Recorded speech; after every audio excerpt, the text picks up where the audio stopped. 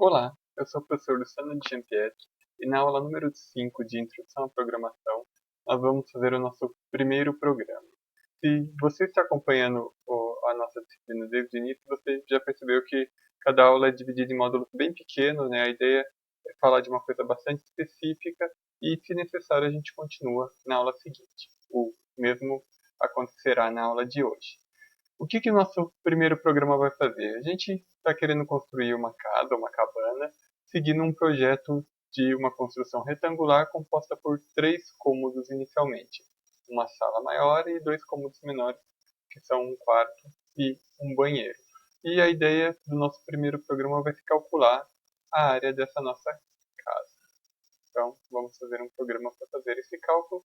Como que a gente faz isso? A gente vai dividir o nosso problema em problemas menores. Então, a gente tem 3 cômodos, vamos calcular a área de um cômodo de cada vez. Então, a ideia vai ser calcular a área da sala, depois calcular a área do quarto, e em seguida calcular a área do banheiro. A gente sempre vai projetar nossos programas, nossos algoritmos, numa abordagem que a gente chama de top-down, né, de cima para baixo. A gente primeiro vê o problema como um todo, divide ele em subproblemas e depois a gente implementa cada um dos subproblemas, né? A gente resolve cada um dos subproblemas. Então, como que a gente calcula a área da sala? Né? Se a nossa sala for uma sala 10 por 10, começa aqui, a gente calcula a área, né, multiplicando a largura pelo comprimento. E daí a gente informa isso para o usuário, né, qual foi a área da sala. Para calcular a área do quarto, a gente vai multiplicar, né, a largura e o comprimento do quarto e informar esse valor para o usuário. É a mesma coisa para o banheiro. E por fim, a gente calcula a área total, né, somando essas 3 áreas e informa isso para o usuário. Soma a área da sala, do quarto e do banheiro e informa isso para o usuário. Em termos de algoritmo, né, a gente já estabeleceu todos os passos que precisam ser tomados, mas a gente ainda não escreveu uma linha de código. E é isso que a gente vai ter que começar a aprender na aula de hoje. A gente usou a abordagem top-down, né, de cima para baixo, vendo o problema como um todo, dividimos o nosso problema em problemas menores e detalhamos aí como resolver cada um desses problemas menores. E a próxima coisa que temos que fazer é, de fato, criar um programa. Aqui tem o corpo básico de um programa escrito na linguagem de programação C. Eu vou falar de cada uma dessas linhas daqui a pouco. E basicamente a gente tem essa estrutura e o nosso código vai aqui, né, onde tem essa marcação, seu código vai aqui. É aqui que a gente vai escrever as linhas do código que vão resolver o nosso problema. Esse programa, do jeito que ele está, se a gente passar esse programa para ser compilado, né, para passar para ele para um compilador, o compilador vai compilá-lo, vai gerar um arquivo executável e se a gente mandar executar, ele vai executar. Mas o que esse programa, do jeito que está agora, faz? Ele não faz nada. Né? Tem um trocadilho aí no slide, é uma piadinha sem graça, mas só para a gente descontrair um pouco, né? De fato, esse programa não faz absolutamente nada, né? Ele não calcula área nenhuma, não exibe nada para o usuário, ele ah, tem justamente o corpo básico do que a gente precisa para daí começar a escrever o nosso código aqui dentro. Então, vamos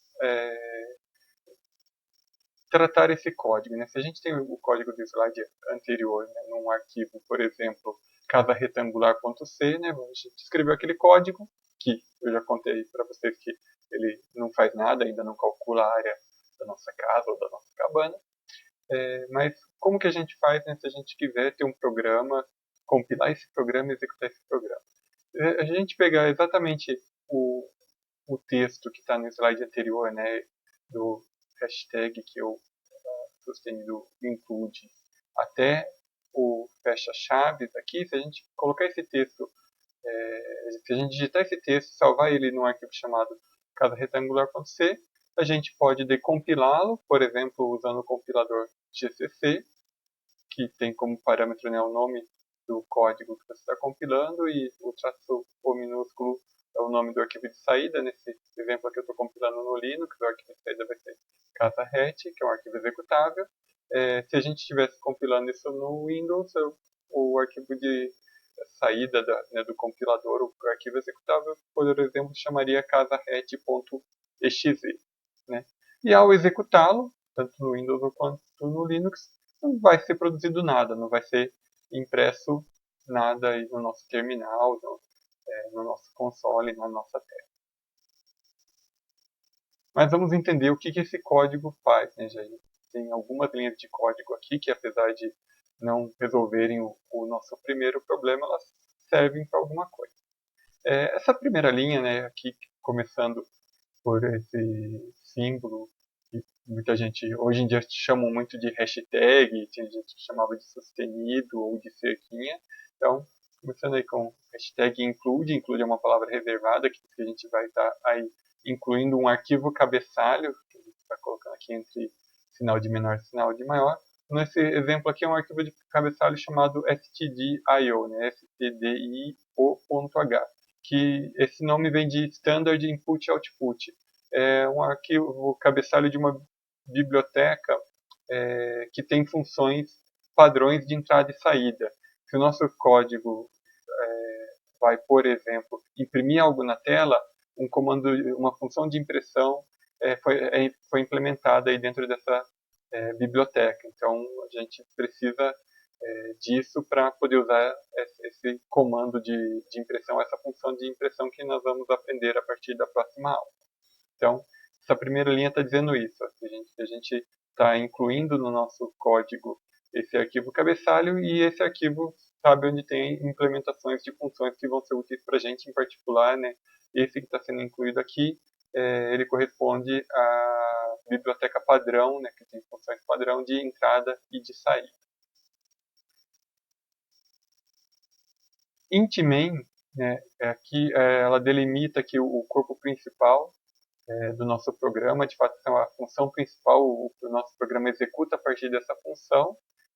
Ela é do tipo inteiro, depois a gente vai discutir um pouquinho essa questão de tipos. E quando essa função termina de executar, ela deve retornar um valor inteiro, nesse caso o return 0 retorna o valor 0, indicando que o programa terminou de executar sem ter nenhum problema, né? Por padrão, o retorno da função main em C com valor igual a 0 significa que o programa conseguiu executar com sucesso. E justamente, né, depois aqui do int main e antes do return 0 tem o corpo principal do que o nosso código irá fazer, que por enquanto a gente ainda não implementou nada. E além disso, né, a gente tem aqui um abre-chave e um fecha-chave, que são os delimitadores de bloco, que justamente indicam que tudo que está aqui dentro, entre o abre-chave e o fecha-chave, é o corpo dessa nossa função main, né? O conteúdo aí, o código da nossa função main. Algumas observações que vamos fazer antes de começarmos a programar é que a linguagem C é sensível ao caso, isso ela diferencia maiúsculas e minúsculas. Então, se a gente tiver uma variável, que a gente também vai aprender certinho o que é isso, mas serve para qualquer comando também, escrito com letra minúscula ou maiúscula são coisas diferentes. Né? Se a gente tiver uma variável chamada casa, se ela tiver escrita com letras minúsculas para o compilador é uma coisa, se tiver escrita com uma letra, com a primeira letra maiúscula é outra coisa, assim por diante. Né? Então, para o compilador, nome com todas as letras minúsculas, com a primeira maiúscula, com as duas primeiras maiúsculas, ou só com a última maiúscula, são coisas diferentes. Então, além disso, né, quando a gente vai escrevendo um código, se a gente tiver várias linhas em branco, vários espaços em branco, várias tabulações no meio do código, isso é ignorado pelo compilador. Né? Ele precisa só de um espaço para distinguir, por exemplo, uma variável de um operador, enfim. Se você colocar 2, 3, 4, 5, no seu código para o compilador isso não vai ter diferença nenhuma. Vou deixar isso mais claro nos próximos slides. Além disso, né, dentro do seu código pode ter comentários, que são textos que a gente coloca, por exemplo, para explicar o que uma função faz, o que o nosso programa faz, ou para que serve uma variável. Mas para o compilador isso não é usado para nada, isso serve só para documentação do programa, mas quando a gente compila e depois executa, os comentários que a gente colocou dentro do código não são executados, né? não não têm essa função, eles não servem para executar alguma coisa, eles servem sim para deixar o código mais claro. A gente pode colocar comentários tanto após duas barras normais, ou entre, em particular quando a gente faz isso quando a gente quer colocar um comentário numa única linha, e quando a gente quer colocar um comentário mais longo, que envolva várias linhas, a gente inicia o comentário, né? Antes do comentário a gente coloca uma barra normal e um asterisco, e para terminar o comentário, né, para indicar o fim do comentário, a gente coloca um asterisco e uma barra normal. Então, aqui eu já vou dar no próximo, nesse slide, apresentar o exemplo dos dois comentários. Então, aqui tem um comentário maior, né, entre uma barra normal e um asterisco, e o asterisco barra normal. E esse comentário aqui do nosso código está dizendo que é um programa para calcular a área de uma casa e seus cômodos. E, né, é uma casa de 3 cômodos, uma sala de 10 por 10 metros, um banheiro e um quarto de 5 por 7 metros cada um. Daí aqui tem o include que a gente já viu, né? Nos slides anteriores isso aqui funciona. E o nosso código propriamente dito. Notem que no nosso código já tinha um comentário do tipo de comentário de uma única linha, né? Que é iniciado por duas barras normais. Então, aquele texto escrito seu código vai aqui já era um comentário dentro do nosso código. Qual que é a vantagem da gente colocar comentários, já que isso não é utilizado pelo compilador e isso não gera nenhum código executável, né? Ele serve realmente para documentação. É super importante porque se a gente não colocar comentários vai ser muito difícil de que outras pessoas entendam o que o nosso código está fazendo, e mesmo a gente, daqui a algum tempo, entenda, se lembre, né, exatamente o que o nosso código faz. Então, documentar bem um código é uma atividade bastante importante, né? Ela nos ajuda a entender o nosso próprio código, ou mesmo a entender código de outras pessoas, aumentando aí a clareza do código, né? A gente pode ter, como nesse exemplo, né, um código geral explicando o que o programa faz, e daí a gente pode ter códigos específicos em cada trecho do código explicando o que aquele trecho está fazendo.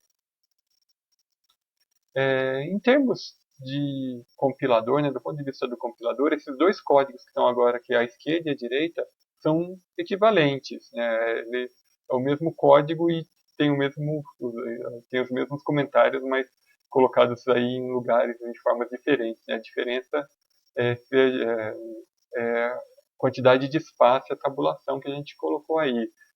Em termos de execução, né, quando a gente compilar esses códigos, os dois vão executar iguaizinhos. O problema é que um está bem mais legível do que o outro, né? Se a gente não usar espaço para nada, deixar tudo muito colado, para o compilador isso não vai ser um problema do jeito que está aqui, mas é muito difícil de ler esse código, né? Então, a ideia de, além de ter comentários também, usar espaços de forma a deixar o código mais inteligível é muito útil, né? Quando a gente tem funções, a gente deixa espaços, aqui tabulações, para que o código interno ela fique separado do resto. Assim, bater no olho, a gente já consegue saber em que parte do código a gente está, né? Então, o que difere os dois é justamente, né, esses espaços, os enters e a indentação, né, os espaços que a gente deixa aqui antes desses comandos que estão dentro da nossa função main. Então, isso facilita muito a legibilidade do código. Então, são duas práticas que a gente vai ter aí ao longo do semestre, tanto de inserir alguns comentários nos nossos códigos para eles ficarem mais claros, mas em particular trabalhar a indentação do código para ele ficar bastante legível. A aula de hoje era só isso, era só para a gente ter essa ideia geral de um primeiro programa, né? A gente até fez um programa, mas que não resolve ainda o nosso problema. A gente já entendeu a ideia geral de como ele funciona, já podemos, inclusive, escrevê-lo, salvar no arquivo, compilá-lo e executá-lo. A única coisa é que ele ainda não resolve o problema que foi proposto no início dessa aula, mas justamente na próxima aula implementaremos aí o código que efetivamente resolve o problema.